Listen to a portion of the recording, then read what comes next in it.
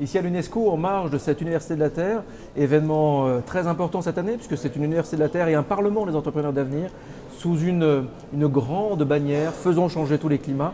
Et j'ai le plaisir d'être avec Fabrice Bardèche, bonjour. Bonjour. Vous êtes vice-président de Ionis Education Group. Oui.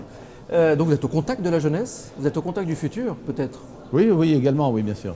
Vous venez de participer à un débat. Le débat, comment. Il est où le débat? C'est le printemps de l'éducation. Vers un printemps de l'éducation. Voilà. Qu'est-ce que vous en avez tiré, vous, de ce débat, vers un printemps de l'éducation? Comment on peut le comprendre? On peut le comprendre surtout avec de l'optimisme. Ouais. Donc on est parti de questions de jeunes qui sont parfois un peu pessimistes, inquiets sur l'avenir, parce qu'ils voient plutôt ce qui dysfonctionne. Et de fait, dans l'éducation, on est en train de passer d'un monde à un autre. On est touché par ce qu'on appelle la numérisation, et non pas touché négativement, mais forcément touché positivement. La culture a changé de format. Ouais. Elle est maintenant frappée d'ubiquité, de permanence, de délocalisation, et on n'est plus dans ces lieux sacrés qui étaient l'université, l'école, la bibliothèque, là où il y avait le savoir. Maintenant, le savoir, il est partout, disponible pour tout le monde, à tout moment, et sur toute la planète. Ouais. De surcroît, les gens qui s'autorisent à parler, c'est non seulement ceux qui savent, mais c'est aussi ceux qui savent moins, ceux qui veulent savoir, ceux qui ont une expérience à transmettre. Ce sont des savants ou des sachants d'un autre univers. Mais ça veut dire que votre rôle de pédagogue, a considérablement changé. Il est en train de changer totalement.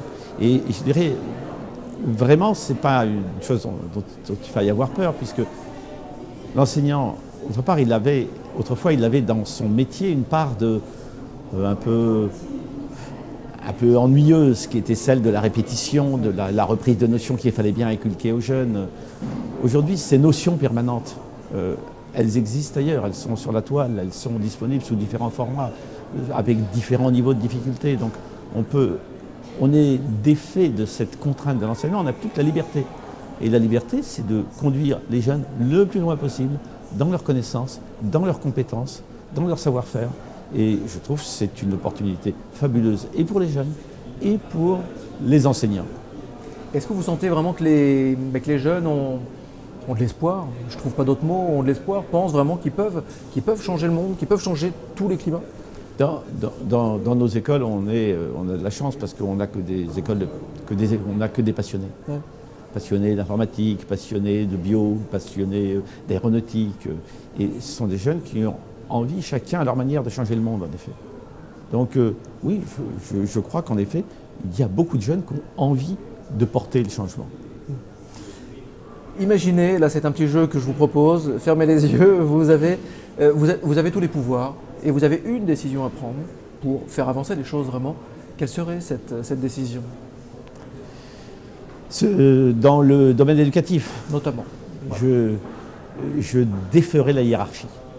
Je casserai la hiérarchie parce que la hiérarchie de l'organisation ne correspond plus à l'organisation de la culture.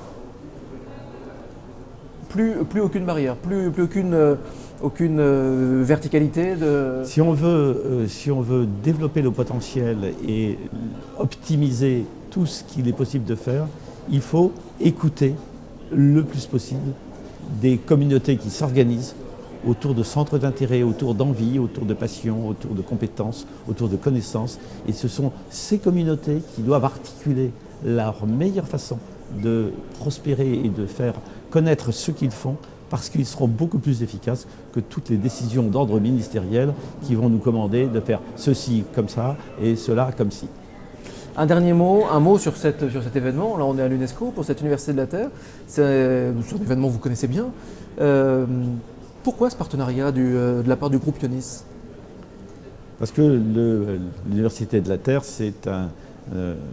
s'intéresse à notre avenir, à l'avenir de nos jeunes, à l'avenir de la planète, à l'avenir de nos sociétés. Et elle interroge les différents acteurs de la société sur ce qu'on peut faire pour aider notre monde à se développer dans les meilleures conditions, malgré toutes les difficultés auxquelles il est confronté. Nous, de notre côté, Nous formons les acteurs de ce monde, nous formons les jeunes, nous formons les décisionnaires. Et plus ils auront cette culture, cette connaissance de la diversité auquel ils s'affrontent, de la complexité qui est devant eux et de la nécessité de partager, d'interroger, de connaître le monde dans ses différentes composantes, dans ses différentes couches et dans ses différentes problématiques, là, peut-être, on aura des chances qu'ils fassent moins de bêtises quand ils seront aux commandes. Merci beaucoup, Fabrice Bardèche.